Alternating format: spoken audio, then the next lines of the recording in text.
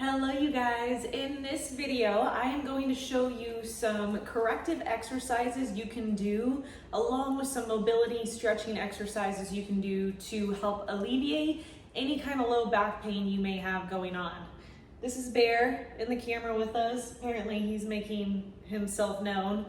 Alright, so a lot of times people get low back pain, assuming that you are watching this and you don't have a herniated disc or a bulging disc or you recently injured yourself. You're just having some day-to-day aches and tightness in your low back.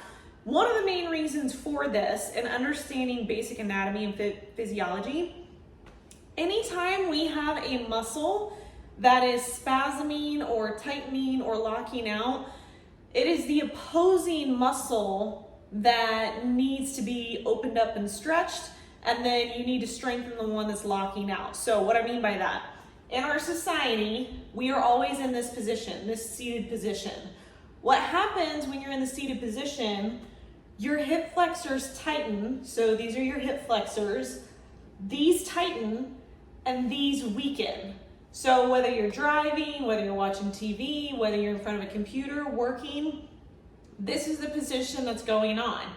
When you get up and you go to stand or to bend over and pick something up and that low back starts pulling, it's because it's been weakened because your hip flexors have been so tight.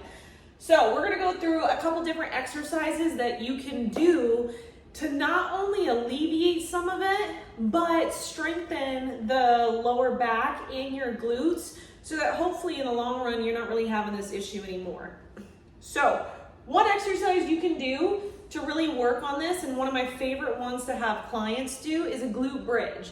So for a glute bridge, you don't have to necessarily use any weight with this, especially when you're starting out.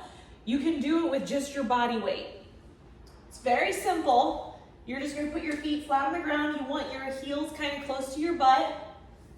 You're gonna lie down, and you're just gonna drive through your heels. Now, when you do this, you are squeezing your glutes and pushing your hips to the ceiling. So this is very, hi buddy. This is very much, we are strengthening this whole area in order to open this up. Now, if this is weak and this is tight, you might only get to here, and that's something that you're gonna have to work on. You can do this every day as part of your daily regimen. So you can, when you're more advanced, you can start adding weight, but all you're gonna do is you're gonna drive your hips up as far as you can and then lower back down. And you're gonna feel this stretching all through here while we're strengthening that. So glute bridges are really great for corrective exercise. You can do these before you work out. You can do them just as like part of your morning routine. Probably, I mean, if you're just doing body weight, you want to aim for about 3 to 4 sets of 15 to 20 reps. And then as you get stronger, you can start adding a little bit of weight in there. The other exercise you can do is a kneeling version of that. So a lot of people know you can put 1 foot forward, 1 foot back, lean, and open the hip flexor. This is great. The problem with this though is you are just stretching and opening this up, but not actually correcting. So what we want to do is we want to correct it and not just stretch it. So in this position, you're going to do the exact same thing like you did in the glute bridge. You're going to squeeze your glutes, and as you tighten this and strengthen this, it's naturally going to stretch that. So instead of leaning, we're going to tighten and tuck our pelvis, and that's going to stretch all of that. So you can do this, you can hold it for 30 seconds, 45 seconds, do a couple sets, then switch legs, do the same thing on the other side.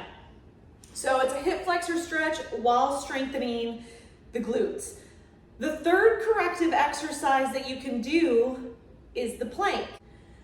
So it sounds really basic, and most people are like, oh, Ashley, I know what the plank is. And even when I teach my classes, I have people do planks, and they're like, I can hold a plank for 2 minutes.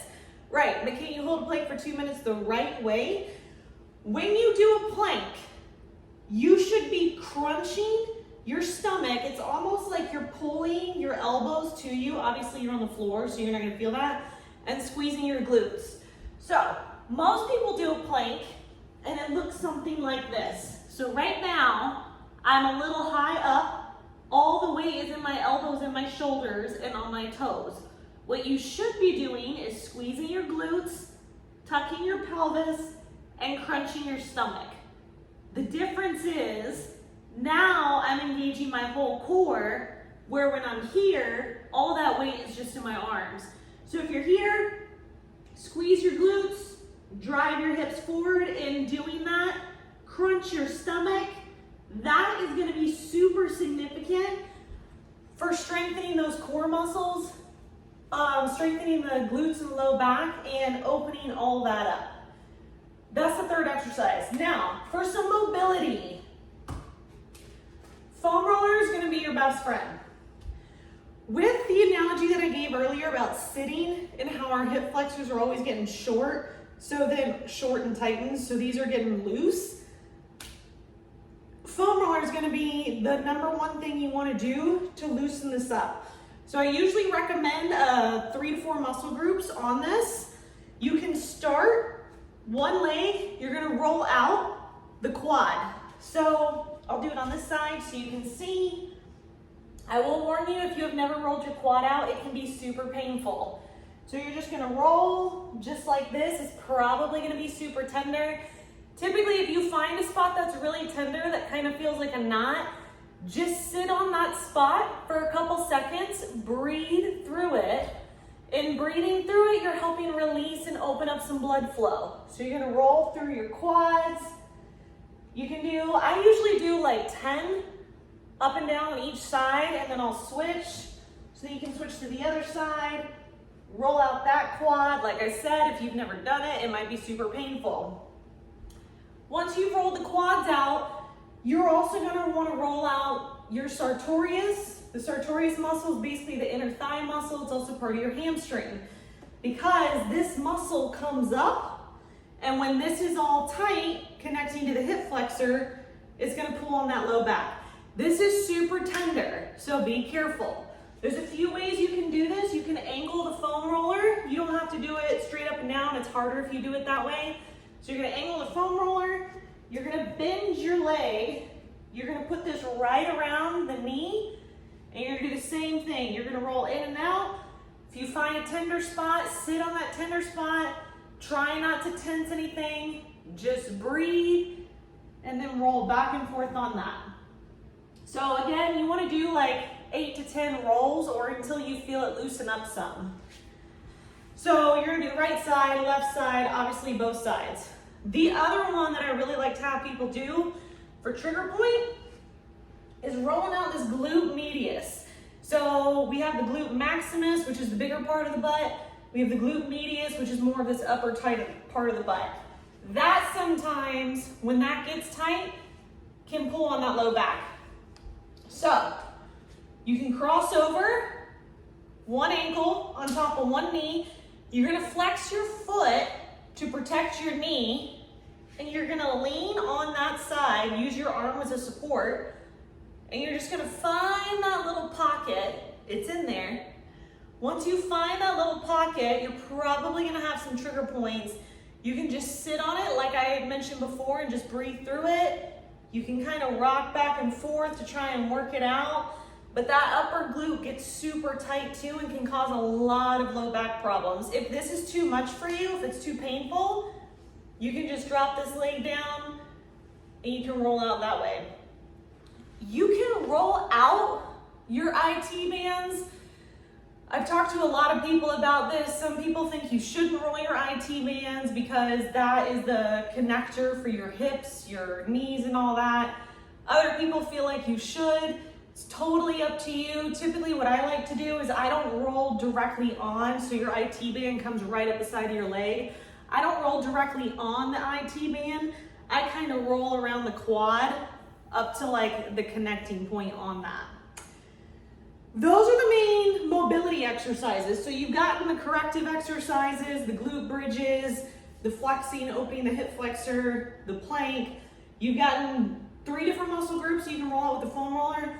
The last thing is you can do the couch stretch. So with the couch stretch, it's very similar to the stretching with the glute flex and pushing the hips forward. You might want to use a pillow if you don't have great carpet underneath. You're just gonna put your knee up on a pillow. This foot is gonna come back on the couch. Opposite foot is gonna be up at a nice degree angle. And all you're gonna do is same thing. We're not leaning, we're not coming this way. We want our foot to be as close to our butt as we can get it. And we're gonna flex our glute, and that's gonna stretch and open up all this section in the hip flexor. Same thing, you can hold this for like 30 seconds, 45 seconds, and then switch sides. Those are my main go-to exercises. There's a lot of things you can do. I mean, from like a strength training perspective, any kind of like back strength training you do is gonna help open everything up. Squats, deadlifts, rows, all of that. But from just a mobility and corrective exercise standpoint, these are super easy. You can incorporate these every single day while you're watching TV to help loosen up and alleviate some of that low back pain. If you like this video, please give it a thumbs up. Make sure you hit subscribe, and I will see you in the next video.